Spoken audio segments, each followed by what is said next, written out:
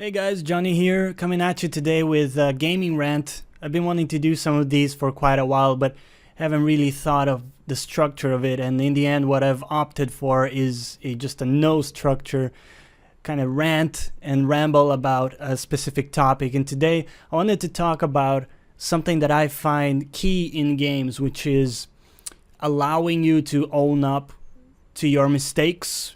So I find it very valuable in a game whenever it allows you to kind of, well, take your mistake and move forward with it. So instead of just reloading or, going back to a checkpoint, it actually allows you to move on, and that mistake has an impact in your progression, in your story, and it almost helps to form a narrative, right? So I was thinking of some examples of games that did this pretty well. I think Darkest Dungeon was a game that did it very well.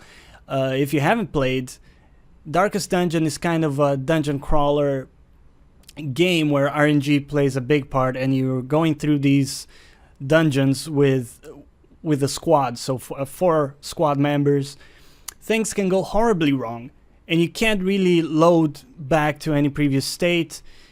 Folks can die in there in an instant. It's very ruthless sometimes, but I find that it's quite fair, and I think that's one of the things I'm going to go into that I think is one of the key aspects of getting this right.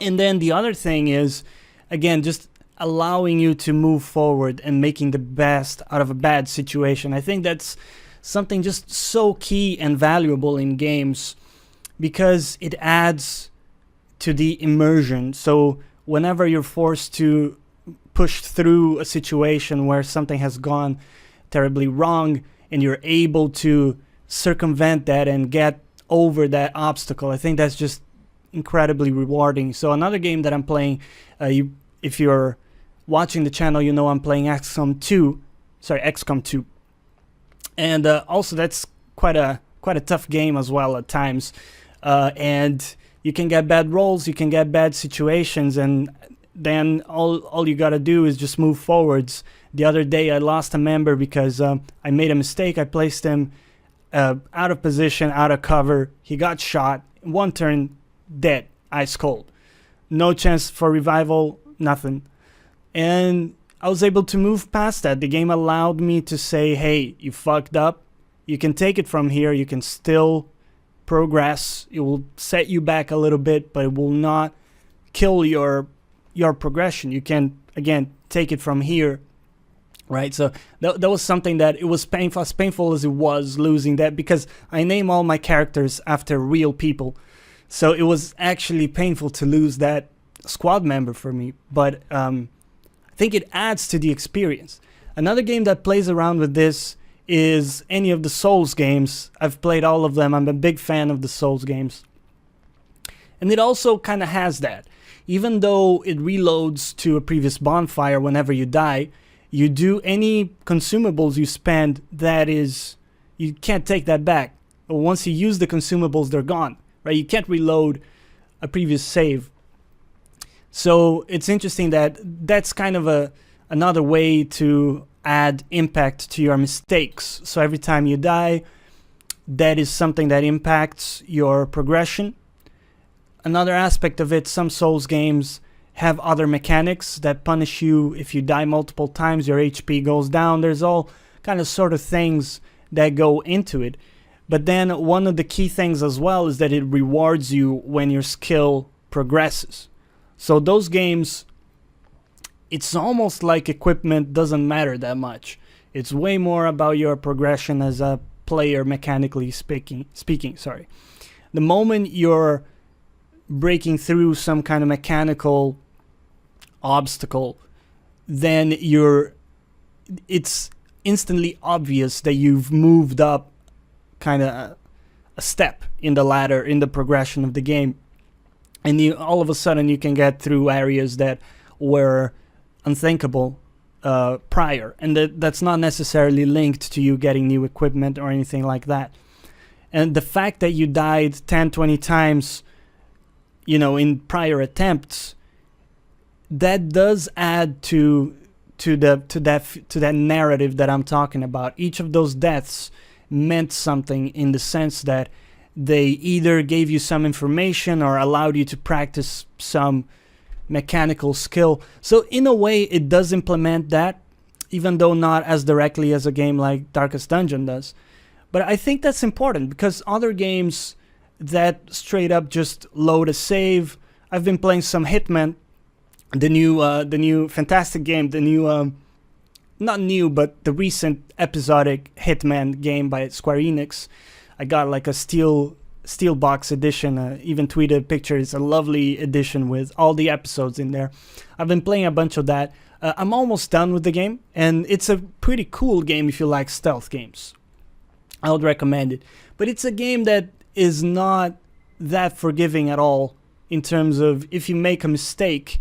And as a new player going into it, I find myself testing the limits of the game very often, and I say, hey, can I sneak through here? Is this guy gonna see me? And a lot of times I can't, it doesn't fly, and I get caught. And then at that point you gotta reload because the mission's over, and you don't want to just start the mission from scratch, because that would be silly. That would just undercut all the experimentation. You wouldn't allow yourself to experiment as much, and I think it's a key thing about the game. So in a game like that, I can't think of an easy way to implement something that would go along the lines that I was talking about, like letting you absorb that error and move forwards. The only thing I would say, in consoles, the load time is quite it's quite punishing. So if you gotta reload, it's one of those things where there's a lot of silence in there, where you gotta think about your actions, your mistakes, and you're like, I really wish it was just like, can I just jump back into it? But that's probably more to do with the fact that it's a console game. I'm playing it on console, by the way, because I wanted to play it on the big screen over there. Wanted an excuse to dust off my PS4, so I thought I'd pick it up for PS4, and been having fun with it. But it's not a game that really attempts to implement that aspect of things that I was hinting at. I haven't thought too much before this rant, so I don't have too many more examples to give, but that's something I just wanted to hit on, because I think that's personally something that I really value in games. And I really appreciate when games, or I guess game designers, really think this through and get like a good balance of this in their game. For example, XCOM, as I said, does have elements of this, where it allows you to move forward even though you've lost squad members, even though some objectives weren't met.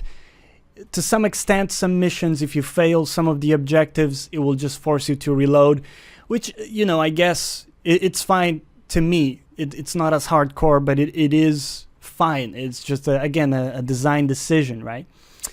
So that's where I wanted to take it. I don't want to ramble on for too much longer here. I don't know how long this video is already, and if you're still here, I appreciate that. And I'd love to know your thoughts about the topic.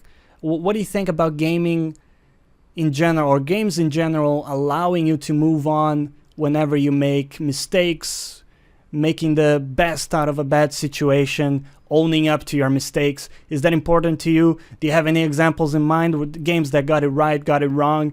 Let me know your thoughts below. Maybe we'll start a conversation, and hopefully I'll do some more of these, because there's every now and then there are things I want to talk about, and I don't really have the correct forum at times to do so. So I thought I'll just put up these rambling videos in case anybody kind of synergizes with what I'm talking about, or just wants to have a conversation. So again, hit me up in the comments if you have any thoughts about it. As always, I'll catch you next time.